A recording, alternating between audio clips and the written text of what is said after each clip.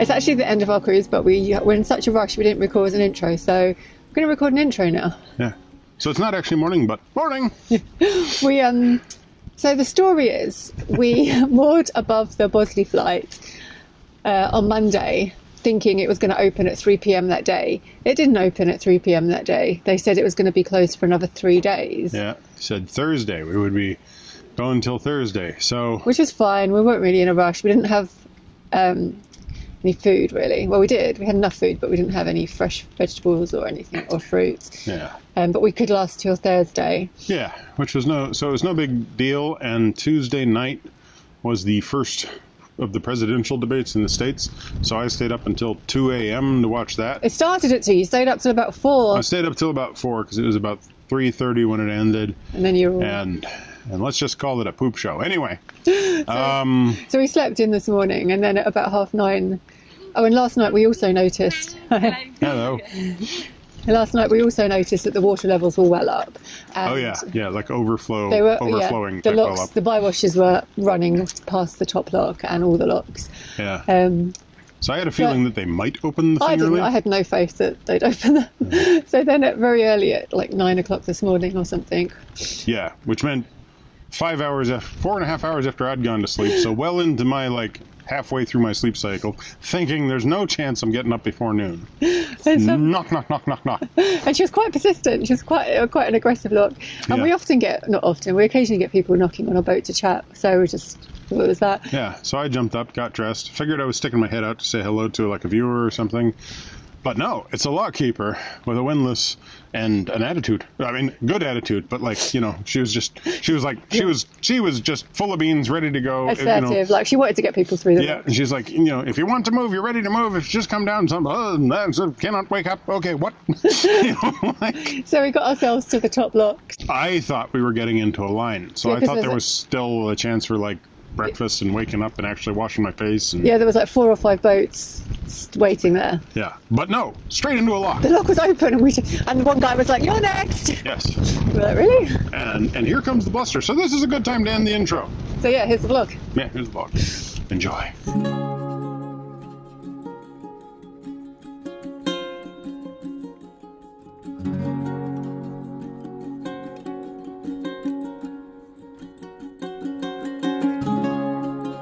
As you can see, despite the rush, Michael has managed to put on his waterproofs, as it looks like it's going to be a wet one.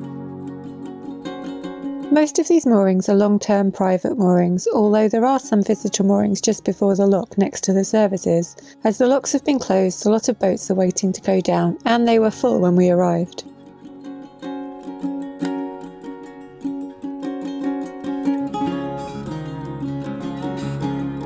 As we approach the top lock, we can see the gates are open, and the other boats waiting aren't quite ready, so they wave us straight past and into the lock.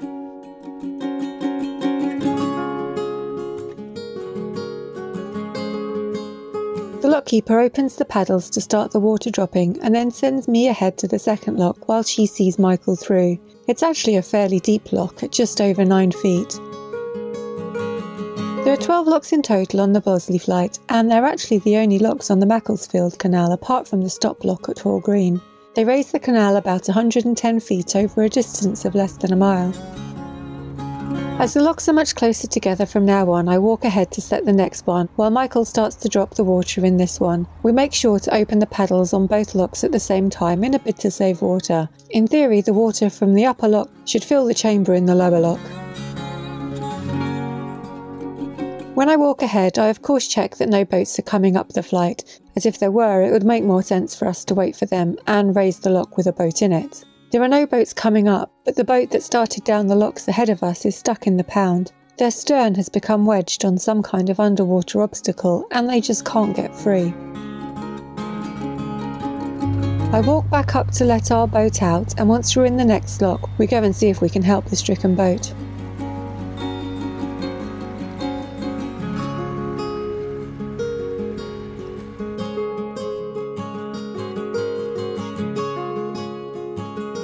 Their stern is stuck fast, and no amount of rocking or pushing or engine power can get it free, so we decide to send some water down into the pound to try and float the boat. As our boat's already in the lock above, and we don't want to waste water, we'll do this at the same time as our boat descends.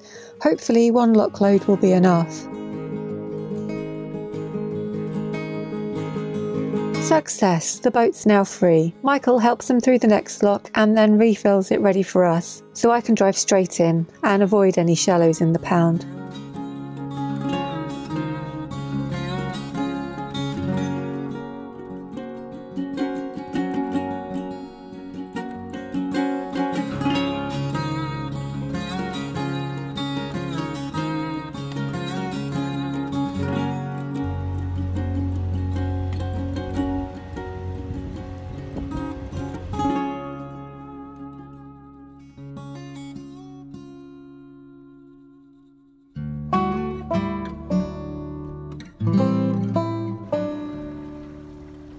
It stopped raining and wow, we're at lock 5 already. Just 7 more to go and hopefully no more adventures.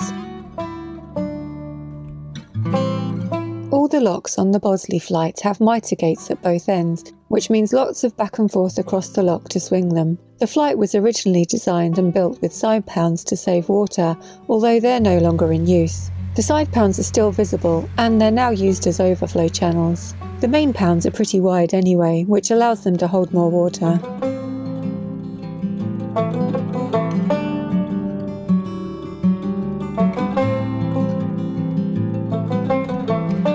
The hill ahead in the distance is known as the Cloud, or the Bosley Cloud, and it reaches 1,125 feet above sea level. The upper part of the Macclesfield Canal is 518 feet above sea level, and its summit with the Beak Forest Canal makes it the 3rd highest navigable waterway in England.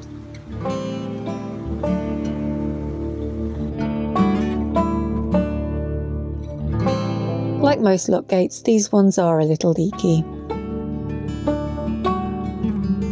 These locks were built out of large stone blocks which were quarried near the bottom of the flight. A tramway was built to bring the stone from the quarry to the locks. In the 1950s, the then disused quarry became a reservoir.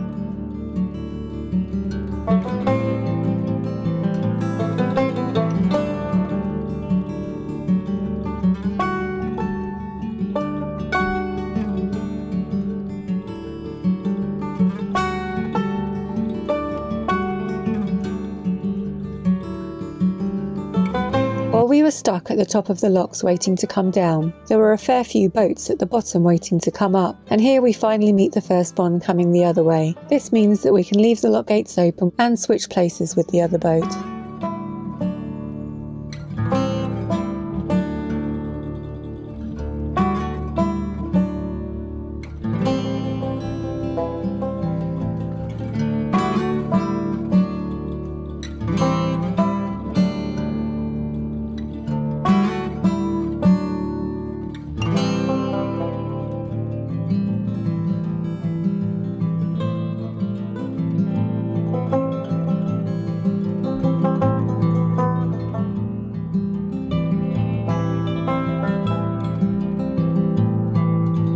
Even in this poor weather, we get to appreciate the views across to the Bosley Cloud, and the rain has made everything feel so lush and green.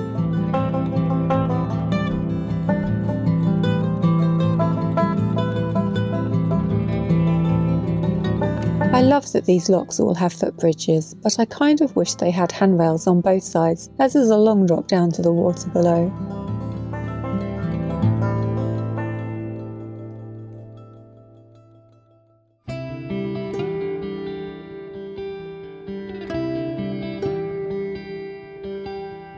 There's another boat in the next lock, so we can leave the gates open here too.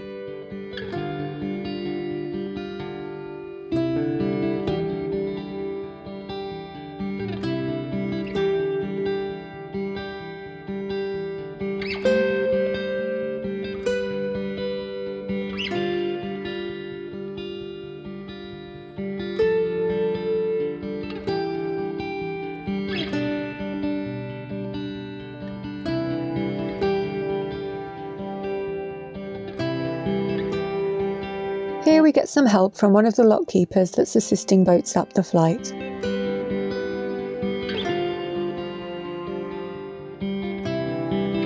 When built, the flight was designed to be operated by 2 lock keepers. One had a cottage near the top lock and the other had a cottage near lock 11. The top cottage is still there, but the one near this lock has been demolished.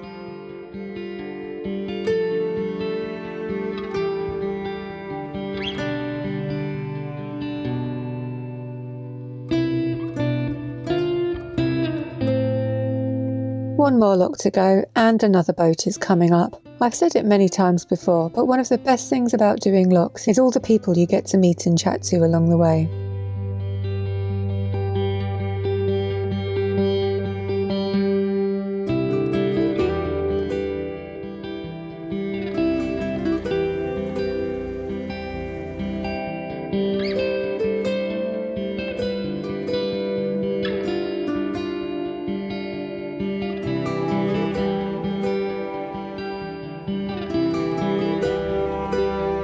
There are lots more boats and boaters below the flight awaiting their turn despite all the rain.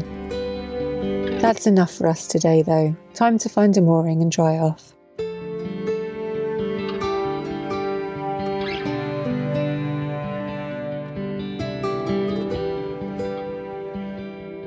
Afternoon! Afternoon. Welcome to the end of the vlog. We've made it to the bottom. We've just done the intro, but now we're doing the outro. It's a gorgeous flight actually. I wish it had been a nicer weather to enjoy it.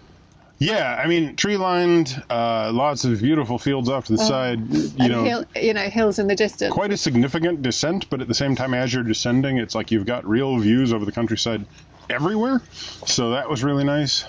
And the locks themselves are actually quite well maintained. Yeah, and so they're really fast. windlasses were moving well, and everything was draining quickly. And filling quickly, and everything worked. So it was just a generally pleasant move through 12 locks that didn't really take too long. About 2 hours. Other than the higher boat in front of us getting caught up briefly, I think they got caught up for a while. Well, they got caught in the wind, and that shoved them sideways, and the rear of their boat at its lowest point struck a rock. Yeah. And then they were just stuck going forward and back, and every time they'd go forward, the front of the boat would slam into the wall, and every time they go back, it'd spin out to the side. Yeah. So I ran back up. They just needed an extra pair of hands, really. Really, they just needed a couple inches of water. Yeah. So I ran back up with Joe, and we raised the paddles quick, flooding the... we dropped in the lock above. Basically, the boat was in the lock above, so we dropped down, and that sent it gave them another inch, and they just were able to scoot right off. Yeah. And it was okay. And so from that point onwards, it was pretty coordinated. Yeah, they were grateful we came along, but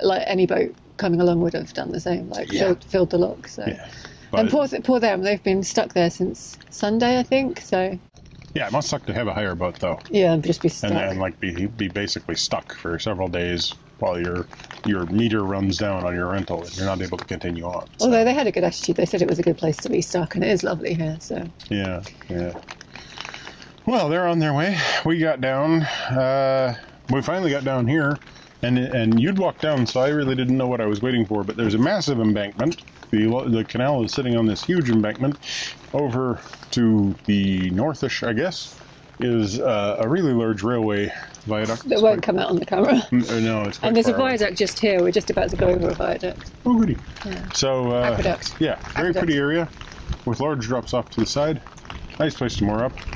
And we're only about an hour away from the next place where we can get shopping and everything. So we're going to stay here for the rest of the day because of the weather, and then we'll get moving tomorrow. Because as you can tell, the weather is not ideal at the moment. Blue sky, clouds, but... Grey sky. Not exactly, yeah. So, thanks for watching. Give us a thumbs up, comment down below, subscribe if you haven't already. Subscribe to Minimalist, Maximal Velocity if you want to get our time lapses. Hello to everybody who saw us today, by the way.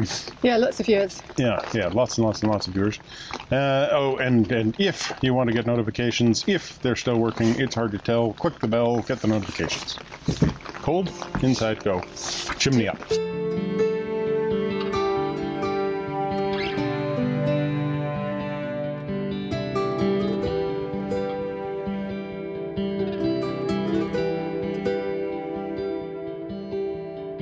Morning! It's actually the end of our vlog. No, it's actually the end of our cruise. Good Lord, gotta stop this thing from swinging off. It is a bridge. We've only got one side. I shall walk across it.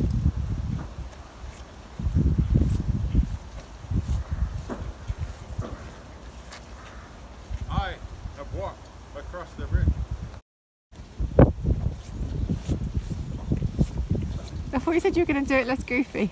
What? I thought you said you were going to do it less goofy. I was doing it my Charlie Chaplin way. Right? If you fall in... That's my Charlie Chaplin thing. Alright. Now I'll do it serious. Okay? Because I'm giving you so much blooper material.